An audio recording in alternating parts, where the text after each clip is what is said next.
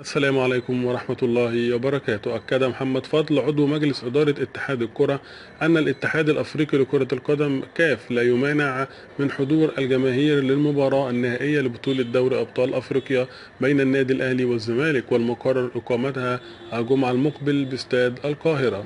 وصرح فضل: ننتظر خطابا رسميا من الكاف لإعلان موافقتهم على حضور الجماهير وفقا للإجراءات الاحترازية، على أن يتم إرسال للجهات الأمنية لاتخاذ القرار النهائي، خاصة أن الوقت ضيق حتى موعد المباراة.